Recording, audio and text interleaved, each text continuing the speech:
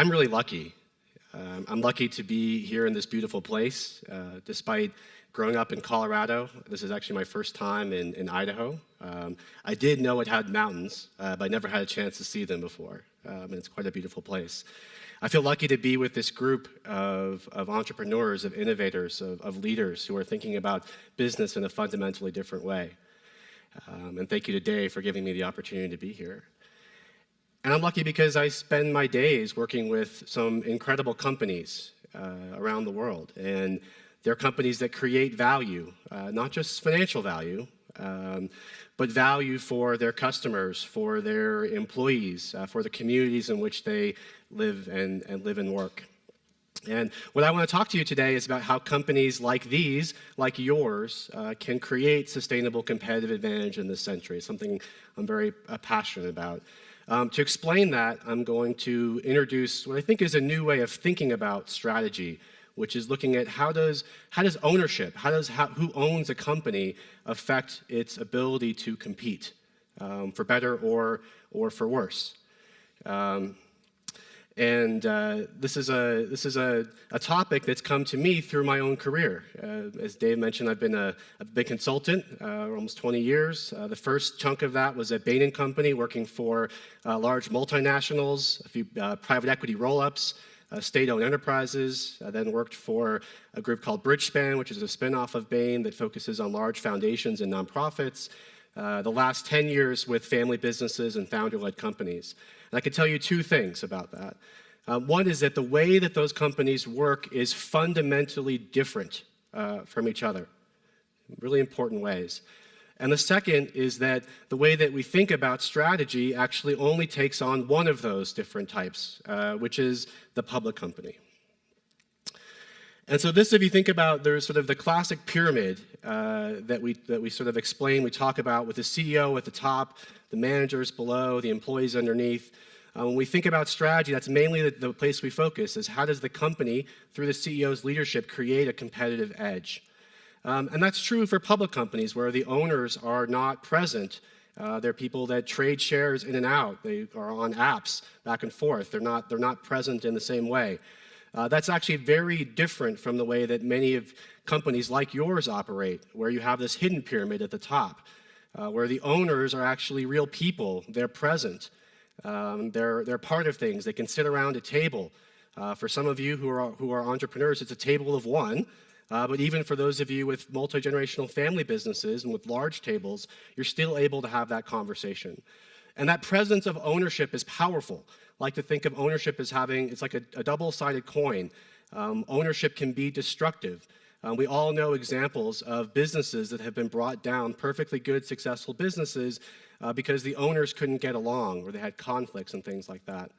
I want to talk about the other side of power of ownership, and that's the competitive power, the way in which ownership actually creates the ability for long-term success. And that's what I mean by this idea of the competitive advantage of ownership, that how a company is owned fundamentally affects its ability to create competitive advantage, what it's good at, where it struggles, what kind of opportunities it can pursue, what kinds of threats it has to face down and beat. And we'll talk about that by thinking about the ways in which ownership influences the building blocks of strategy, how companies get capital, how they make decisions, and therefore the ways in which they compete.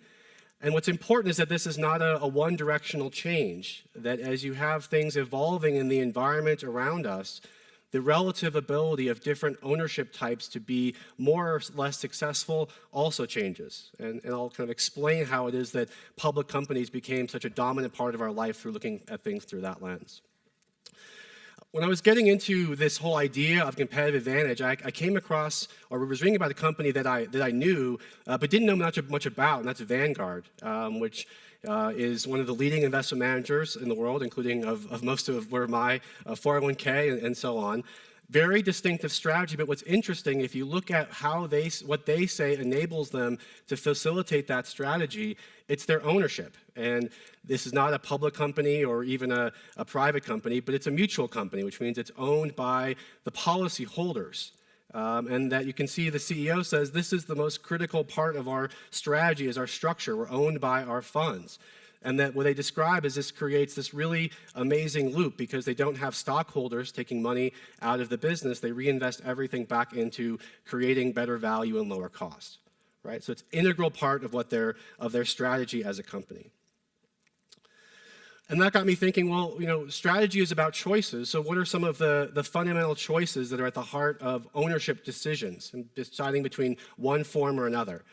And for any of you who've seen the show Shark Tank, I think this is an amazing way to experience these choices like in real time, because you have these people, these entrepreneurs who have built up these businesses, often from scratch, and they're faced with this choice. Do I continue on my own and build it up in the way that I have been, sort of block by block, or do I align myself with one of the sharks, with the equity and the capital and all that comes with it? And if you think about that, it really goes back to what Dave was describing earlier this morning, this fundamental trade-off between scale, how big you can grow quickly in a short period of time, and control, which is how much influence you have over your own decisions. Okay? And one way to think about these different kinds of companies is on this kind of spectrum between some that have an ability to grow much more rapidly and others that have much more control over actions. As a private company, you have much more control over things like your culture, who you hire, how things work in your business, but the trade-off of an ability to grow more quickly.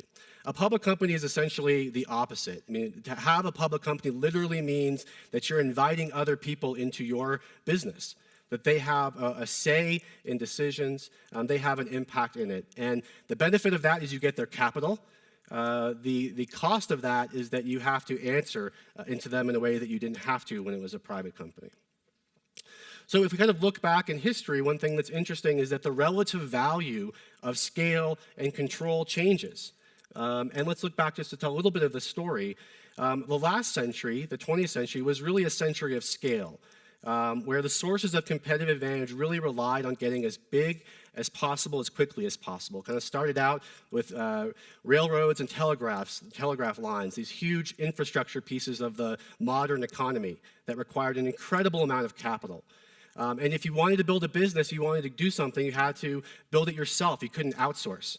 So for example, Ford Motor Company, for their wool seat covers, they actually grazed sheep on land they owned in order to create those. They owned everything end to end. And that trend more or less continued through most of the century, that there was government protection for the first mover advantage. They'd be sort of given this primal place in fields like telecommunication and so on. Diversification, there was this whole trend like ITT of buying up lots of businesses because shareholders couldn't diversify on their own. Companies did that for them. And then going global, this huge expansion of companies internationally where you needed to have a physical presence in order to do that. And that really created this race for scale, to get as big as possible as quick as you could. And that's really what public companies were designed to do. And so it's really not a surprise that they were able to compete, and that private companies, especially family companies, were at a major disadvantage. They were just too small to thrive in these economics of scale and scope. That's really what drove a lot of them to go public in the first place. But the world has changed, and I actually think this will sound like negative news, but I'll explain how it's actually positive news. That the last century was what you can think of as a world of opportunity, of growth, of expansion in lots of different kinds of ways. I think it's actually shifted to much more of a struggle for survival. I think we're entering a time where survival for companies is going to be much harder. Growth rates have gone down. They were kind of at a historical peak from around the end of the 19th century till around the 1970s, and have been going down ever since. Unless something changes dramatically, especially in productivity, it's likely to stay that way for a period of time. And we also talked about recession. In addition to our economy being globalized, recession has been also globalized. Events in one place affect those in another, and it's more difficult for one country to get out of it just through its own actions.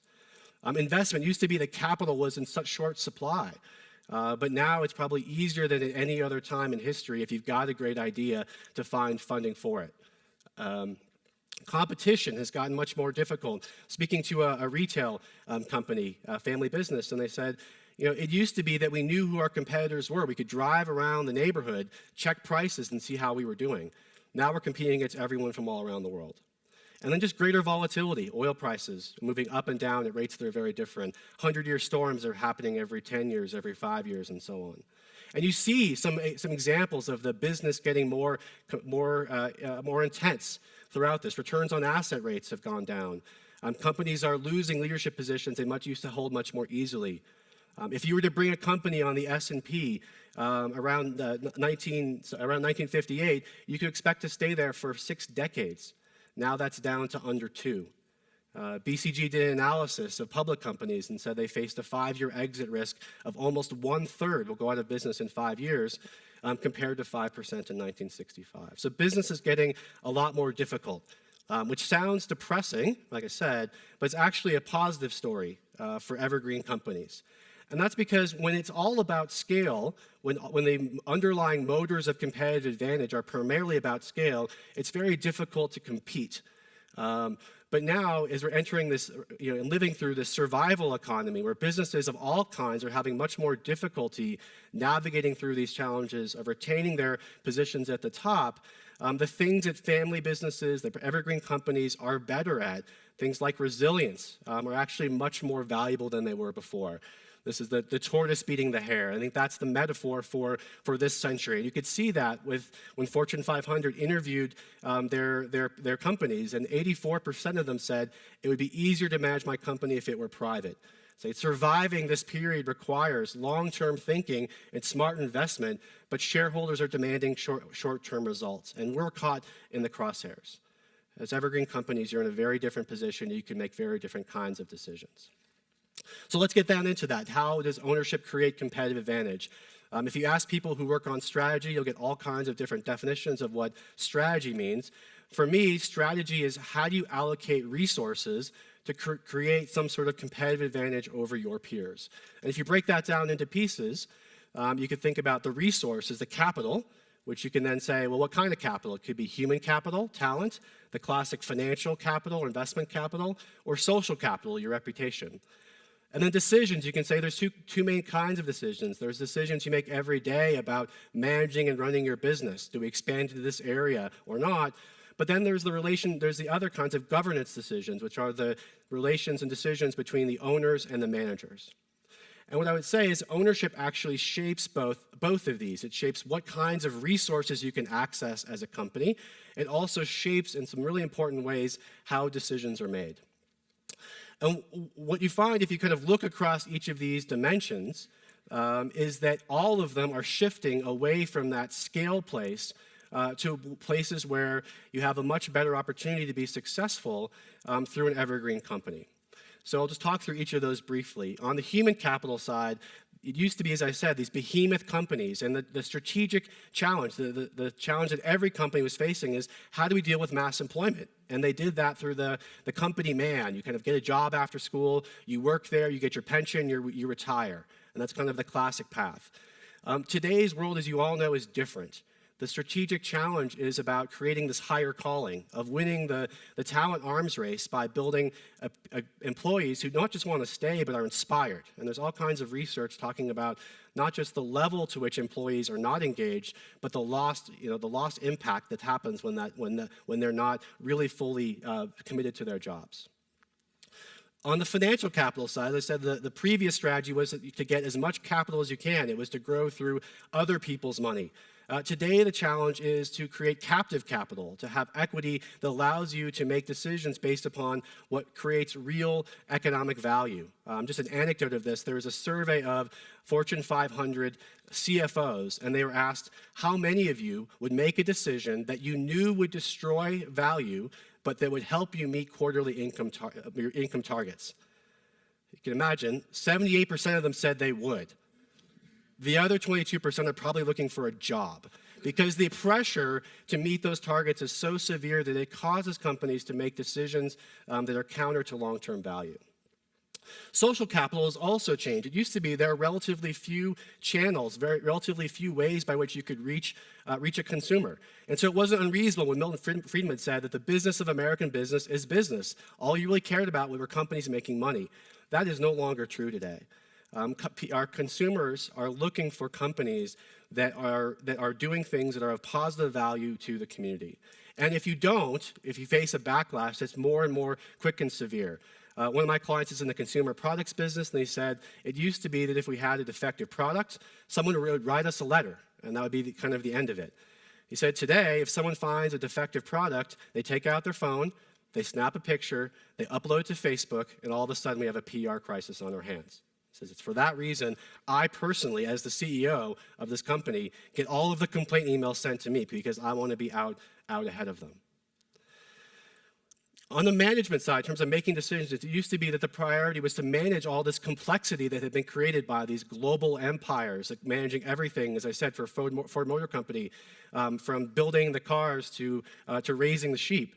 And when I was going through business school, there was a lot of talk of matrix structures, of how do we kind of map and manage these very complex organizations across functions and across countries. What you're finding now is that everyone's talking instead about a very different priority, which is not how do we manage all of these different pieces of the puzzle, but which is how do we make decisions more and more quickly? How do we respond to events that are happening in real time and be able to be ahead of our competitors in doing it? Everyone's talking about shortening the distance between the front office and the front lines. And lastly, on governance, the priority before was really how do you pull apart, how do you empower managers to be able to make decisions because they're the ones running the company, and that was true in the public companies. And the goal of governance was really to try to keep them in bounds through board of directors and stock options and so on. I think it's fair to say that for the most part, that enterprise of corporate governance for public companies has been a failure. You see scandal after scandal. You see pay packages for CEOs rising relative to the value they create. They're being compensated on creating short-term results, not long-term results. And so the priority, rather than being able to separate those two, is bringing them back together. How do you have owners who have a long-term perspective, who are making sure that their interests are being pursued by the managers of the business? These are trends that all companies are facing. All of them, and you see examples of public companies trying to adapt to them. But if you kind of look through these, and this is what, as Dave was saying, why I was so intrigued by the Evergreen Principles as you have them, is if you think about doing all of those things well, what it actually does is gives you an advantage on each of those 5 different levers.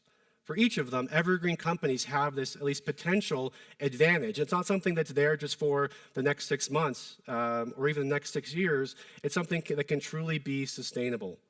But what's important to know that those things aren't going to just stay on their own. It's not that, what I'm not saying is that just by bringing an evergreen company, you should take the rest of the week off. You can take the afternoon off for sure. But there's still a lot of work to do. And I think some of our speakers have described how maintaining this kind of culture as you grow is very difficult. It requires really focusing over and over again on those things that can create some of these long-term advantages. And I also want to bring the caution that just like every ownership structure brings its advantages, it also brings its disadvantages, right? And in particular, as an evergreen company who's not accessing the public capital markets as much as some of your competitors might be, that money actually does bring an edge. And so if you're not paying attention to the things that you're good at, distinctly good at, it can be a real downside because then you get none of the benefits that come with private ownership and all the disadvantages that come with not having a company with access to the kind of equity and debt that public companies are able to access. So I'm going to just close with a few thoughts. Sort of what does this mean for evergreen companies? One thing I'm not saying here is that evergreen companies can outcompete in all sectors, in all markets, in all countries. As Dave was saying earlier, there are examples, there are sectors when that race to scale, when that need to get as big as possible, as quickly as possible is a real thing. It's part of the dynamic, especially in ones where there is a winner-takes-all kind of structure. But I'm with Dave. I think that represents, certainly from my experience of working with companies in various industries in various countries, that represents the substantial minority of businesses, right? And so what I would tell you instead is that, as a general rule, that varies by industry, by country, but as a general rule, the tides are turning against scale as a singular determinant of success. And I'm not saying that I'm not trying to say that small companies are great and big companies are bad. In fact, there are some really sizable private companies. but they tend to get there through the tortoise structure, not through the hare. If you look at the list of Fortune's top 10 private enterprises in the US, the average age of them is almost 100 years. So they've gotten big, but it's not all in one gulp. It's in kind of bite after bite after bite, right? So scale is not going to be enough in most places and most times.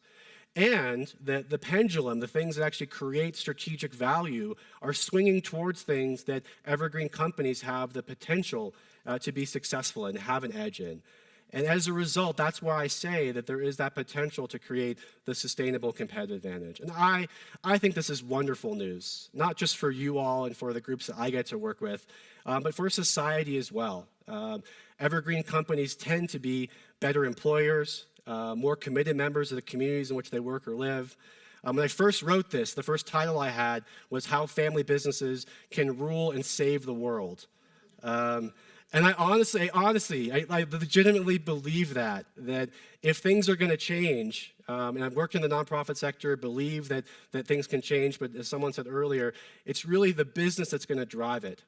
Business is going to make the huge difference. And why I'm so excited to be here with you today, yesterday, tomorrow, to get to know all of you and hear more about your journeys, is I really truly believe that this type of business represents capitalism at its very best. So thank you.